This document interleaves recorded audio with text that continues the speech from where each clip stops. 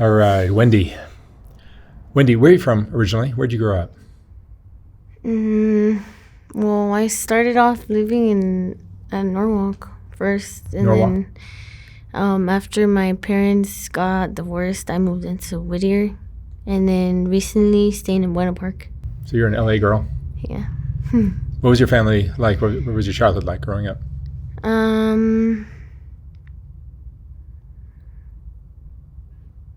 Honestly, my parents used to fight a lot when I was growing up, and I had to grow up a little faster than other kids.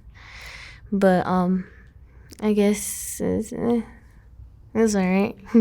No abuse? Nothing crazy in your childhood?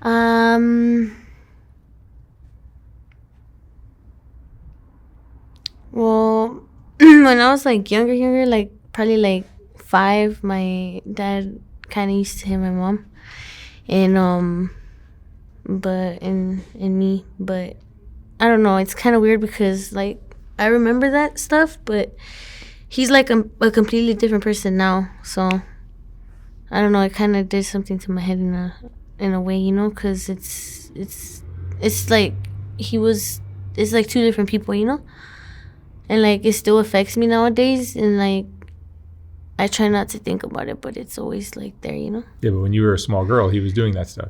Yeah. Just because he's better now doesn't discount the fact that happened when you were 5. Yeah, and then I feel more than what bothered me more was when I confronted him about it, and he just said that he never did anything, that my mom's the one putting all that stuff in my head, and cause you know it's stuff that I remember, and honestly I would forgive my dad for almost everything and anything, but it's just the fact that he lied to me, you know, about not doing something that I remember, and blaming my mom, saying that she's the one telling me this stuff. And I feel that's kind of what got me into kind of just giving up on everything. I stopped going to school. I don't really got anything going for myself, to be honest. What grade did you stop going to school? Well, ever since I was little, I would always be moving schools and stuff, so I feel that affected me a lot. And then later on, because my parents kind of got divorced around maybe when I was 9, so that's kind of when for some reason I didn't like to socialize with kids and stuff, so I wanted to I stopped going because I would get a lot of anxiety. So during that time, my dad was putting me in the mental hospital a lot because I don't know, I was kind of weird.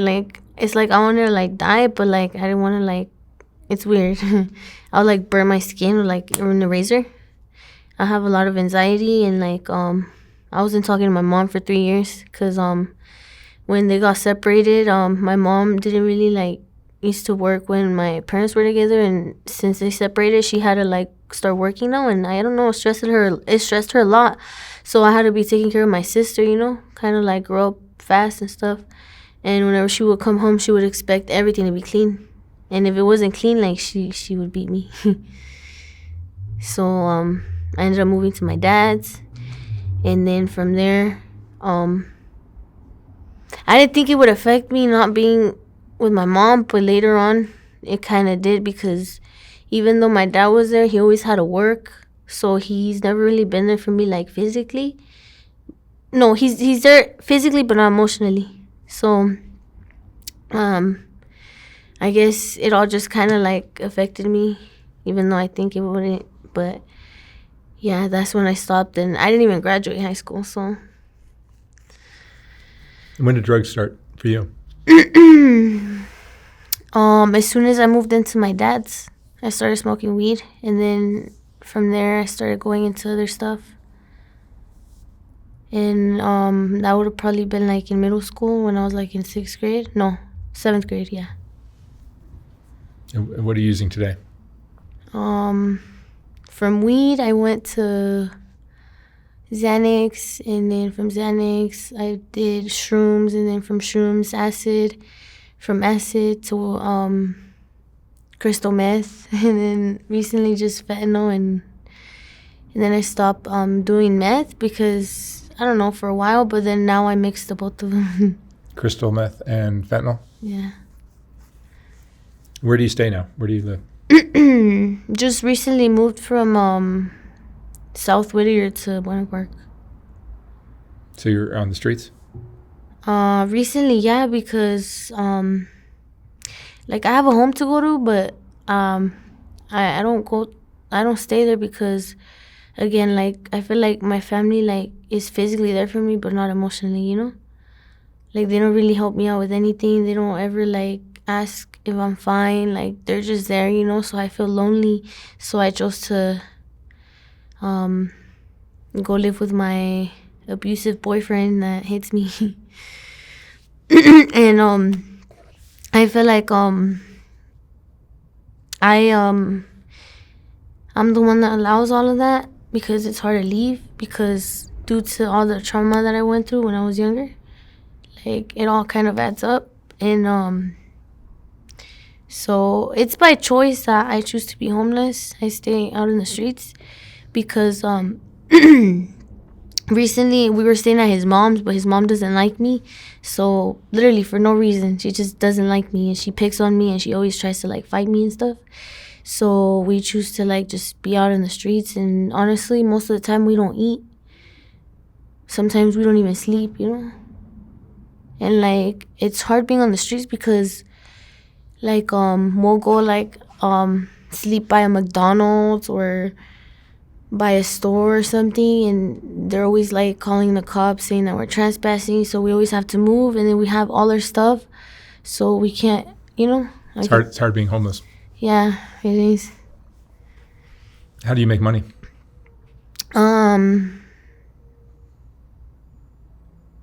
Sex work?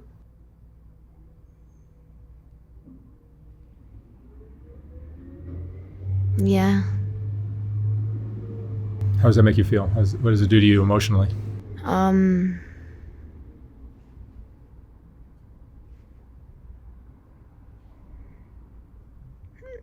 Honestly, like I try not to think about it too much, but it just kind of like it's something I try not to think about, but like honestly, like it makes me feel dirty, but it's just like something like I have to do, you know, to like try to come up on something to eat at least, or just get me through the day, just for like, you know, like for a couple $100 at least. Mm-hmm. For a room or something.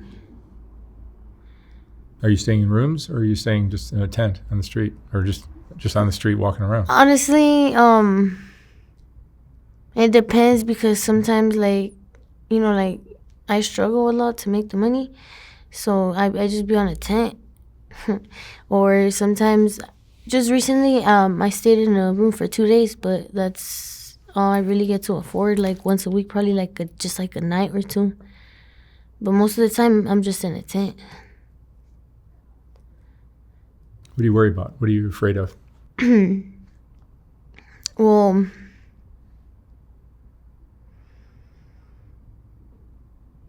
just being out, you know, in the streets, and because it's really like difficult. I really thought like at the beginning, like it was like whatever, but like as the days pass by, like you know, like it gets mentally like exhausting to like have to deal with that.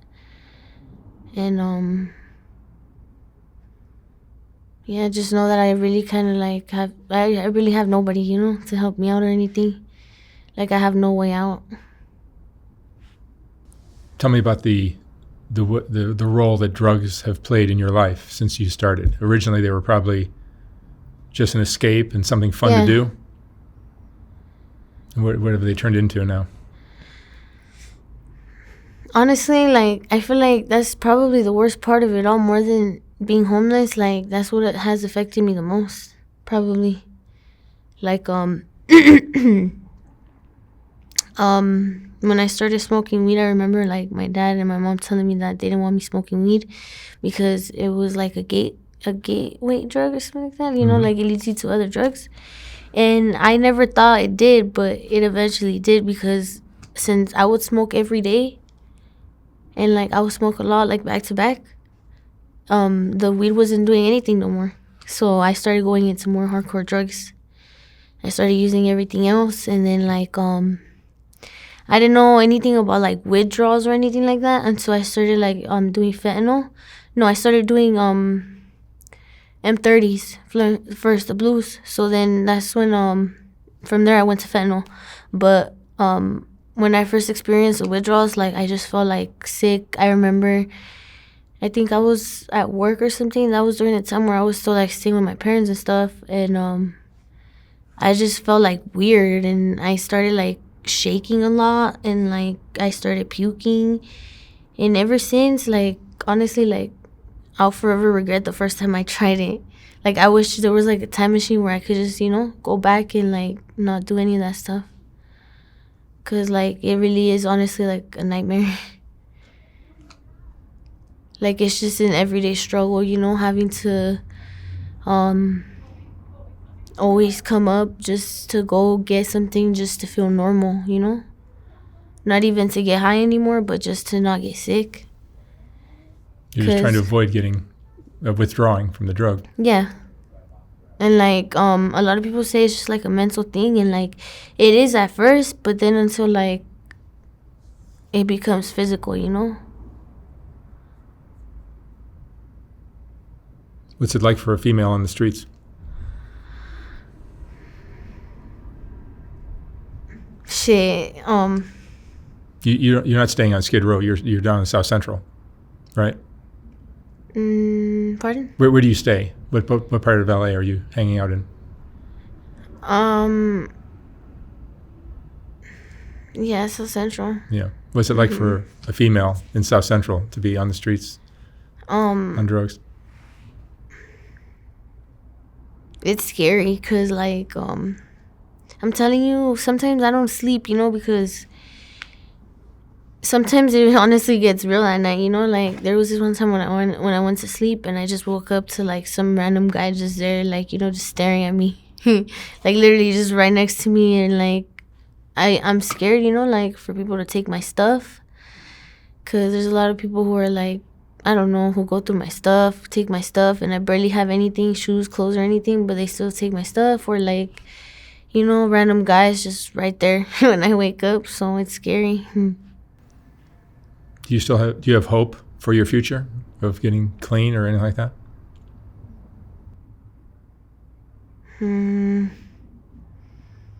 I wouldn't be sure. It's hard.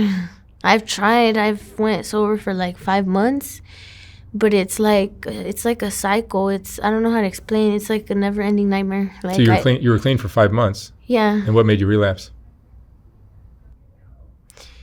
I was completely clean, honestly, and I was using Suboxone, and I wasn't experiencing withdrawals no more, but it was more of a like the craving. So since I have already tried it, my body kind of already like knows the feeling, of that drug. So it's not physical no more, but I crave the high. So it's hard because, just being out here, and honestly, there's a lot of people who are on drugs now, the majority of the people. So it's hard being around like people and hearing, and being around that environment and not relapsing, to be honest. And so, yeah, that's how I relapse. Just, being around people who do it. It's hard not to do it when you crave it. What do you think the most misunderstood thing is about people that are in your situation? Like when people drive by and see you, they make a judgment, probably. What do you think they don't understand? My background. And what you went through as a child? Yeah. The root of it. That's really the important part to understand. Yeah, exactly. Because if it wasn't for your rough childhood, I'm sure you wouldn't be here. Yeah, exactly. Do you have friends? No, I honestly don't have anybody. No one you trust? And it's by choice, because honestly, every time I try to have a friend, It's always the same thing. Like, you really can't trust anybody. Do you have regrets? A lot. What's your biggest regret? Doing drugs. Starting with drugs? Mm-hmm.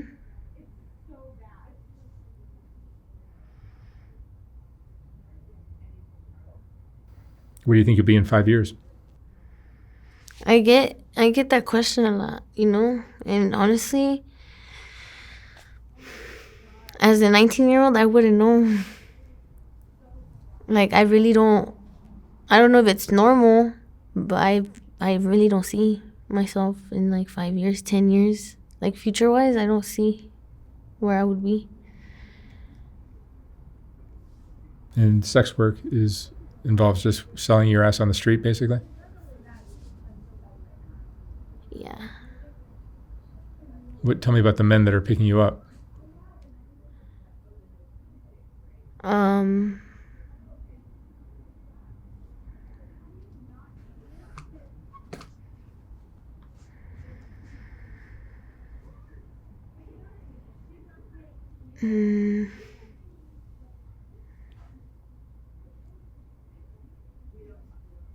Like, what do you mean? Well, are they nice to you? Are they kind? Are they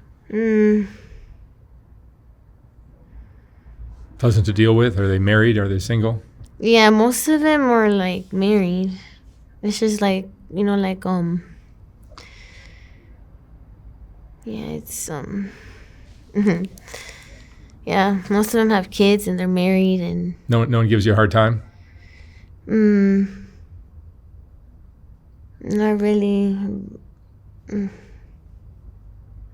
But I mean, it's just, what it is. I guess, I don't know. When you were a little girl, did you have dreams of doing something with your life? Something different? Yeah, I never thought I would be in the position I'm in, to be honest. I never even thought I would do drugs. When I was little, I used to hate seeing my grandma smoking a cigarette.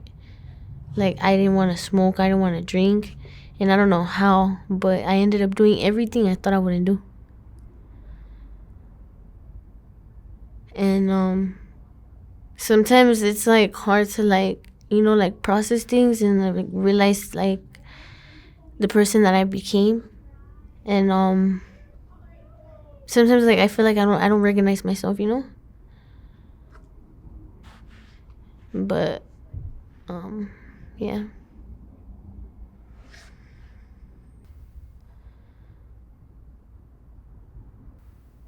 What happens to you emotionally from doing all this? The sex work, the drugs, the homelessness. Sometimes I don't know, it's like I don't know, I guess I try to like keep myself alive, because sometimes it's like I'd be having some thoughts, like I just don't want to be here no more, like kind of just wanting to end it. But I don't know, I guess by the grace of God, like I'm just still here, because sometimes like I get weak in the knees and I just want to give up,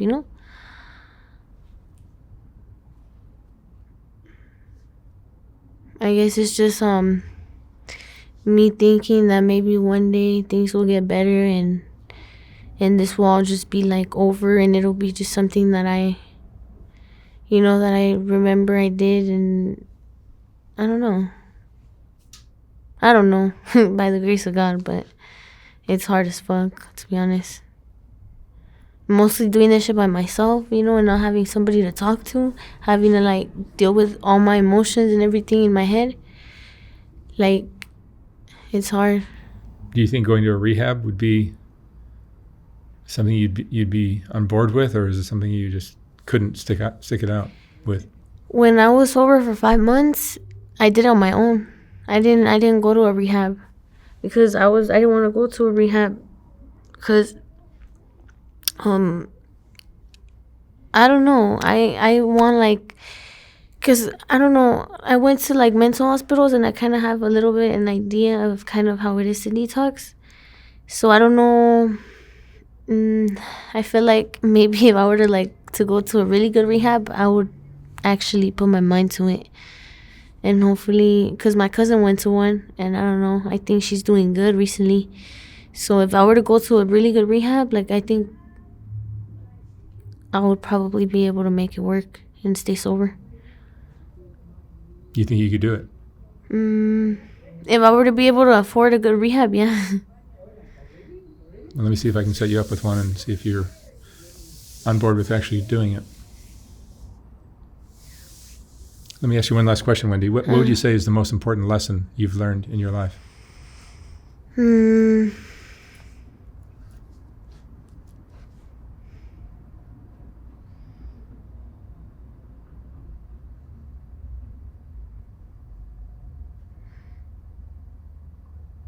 That it's just a bad day, not a bad life. Sometimes, even if it gets hard, tomorrow could be different, You can make it different.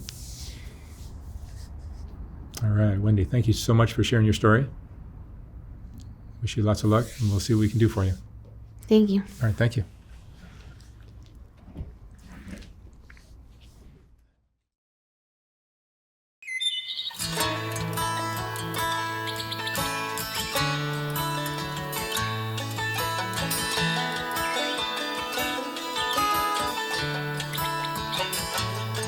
I'm in the middle of the mountains, that river running wild. I'm as peaceful as a shadow and carefree as a child. The sunlight singing to me a soft and gentle song, singing soak it all in, darling, for you're right where you belong. Right where you belong. Right where you belong. Oh, you've been down in that valley, but came back before too long. Right where you belong.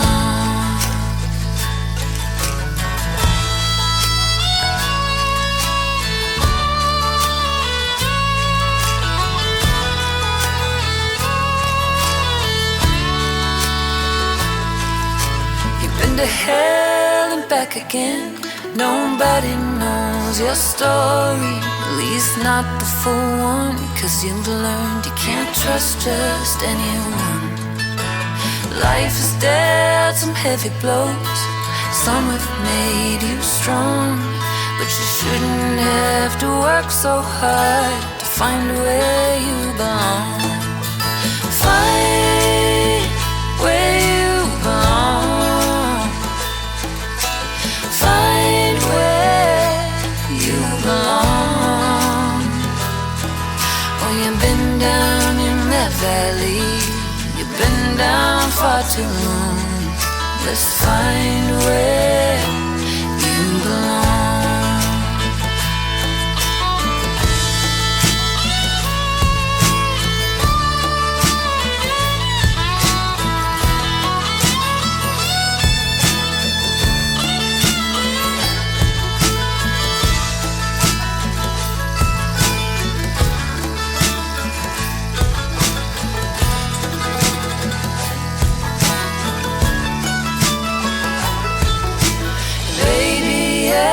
Steeple, maybe a state of mind. It may be the furthest thing from what you think you'll find. But listen to that voice inside, it won't guide you wrong. Trust in time, my friend, you'll wind up right where you belong. Right where you belong. Right where you belong. There will still be valleys, but you won't stay too long. For there's a place your heart can heal. There's a place where you can feel you're right.